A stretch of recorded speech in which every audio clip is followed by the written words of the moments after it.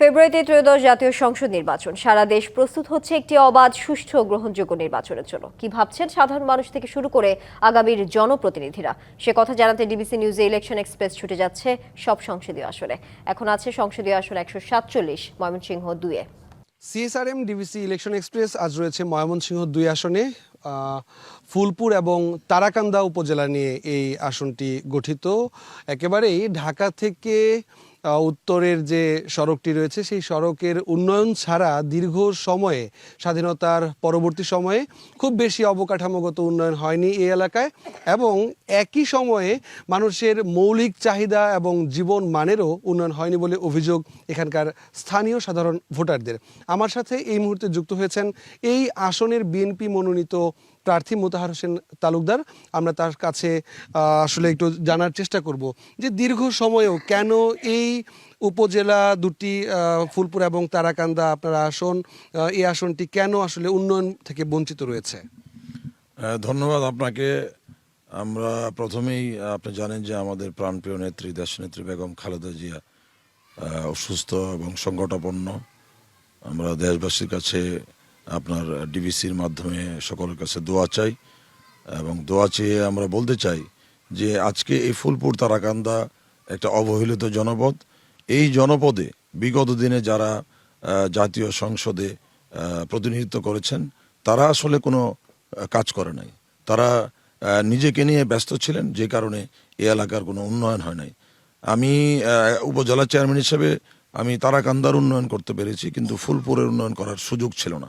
তো সেই কারণে আমি যেখানেই যাই সেখানেই মানুষের একটাই দাবি যে তাদের রাস্তার উন্নয়ন করা এবং তাদের অবকাঠামোগত উন্নয়নের জন্য তাদের দাবি।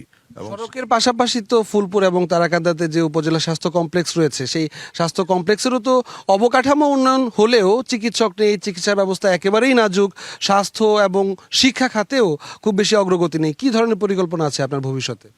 আমরা ইতিমধ্যেই পরিকল্পনা করেছি যে আগামী 2 বছর, আল্লাহর অশেষ মতে আমরা যদি নির্বাচিত হই, তাহলে আগামী 2 বছর শুধু রাস্তার কাজ আমরা করে এই এলাকার ফুলপুর তারাকান্দার যত রাস্তা আছে সব রাস্তা আমরা পাকাকরণ করব, যাতে জনগণের দুর্ভোগ কমে এবং আমাদের ব্যবসায়ীরা ভালোভাবে ব্যবসা কর্মকাণ্ড চালাতে পারে, এবং ব্যবসা কর্মকাণ্ড ভালোভাবে চালাতে পারলে এদেশের অর্থনীতি আরও চাঙ্গা হবে।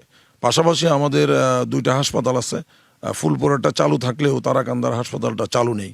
আমি 5ই আগস্টের পরে আমি হাসপাতালে পরিষ্কার পরিচ্ছন্নতা অভিযান চালিয়েছি, এবং পাশাপাশি হাসপাতালের জরুরি বিভাগটা আমি আমাদের টিএইচের সঙ্গে কথা বলে আমি এবং টিএইচে মিলে সেটা জরুরি বিভাগ চালু করেছি।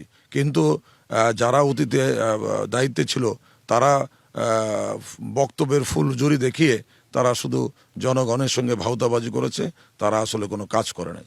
তাই আমাদের প্ল্যান আছে যে আমরা এই ফুলপুর তারাকান্দার 2টো হাসপাতালকে 100 শয্যা বিশিষ্ট উন্নীত করে পূর্ণাঙ্গ হাসপাতালে রূপ দিয়ে এবং সেটার স্বাস্থ্যসেবা আমরা পূর্ণাঙ্গ উন্নয়ন করবেন। এই মুহূর্তে যদি সামনে যেহেতু ফেব্রুয়ারিতে নির্বাচন হওয়ার কথা চলছে, তো আপনার বড় প্রতিবন্ধকতা বা প্রতিদ্বন্দ্বী কাকে মনে করছেন? না, আসলে তো আমি আমাদের প্রিয় নেতা জনাব তারেক রহমান আমাকে দল থেকে মনোনয়ন দিয়েছেন। এখন আমার সঙ্গে যিনি প্রতিদ্বন্দ্বিতা করবেন তিনি আমার প্রতিযোগী।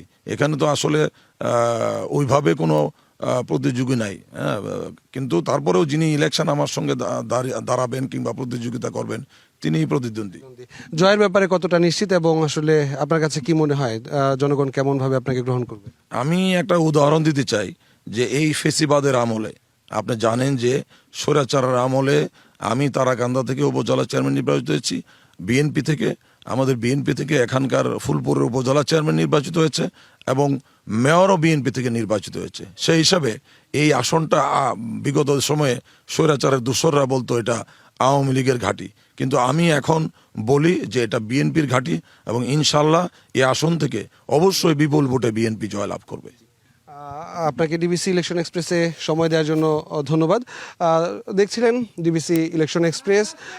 ফুলপুর এবং তারাকান্দার এই ময়মনসিংহ 2 আসনের অন্য কোনো প্রার্থীর সাথে পরবর্তী বুলেটিনে আবারও আপনাদের সাথে যুক্ত হব। সে পর্যন্ত ভালো থাকুন, সাথে থাকুন ডিবিসি নিউজে।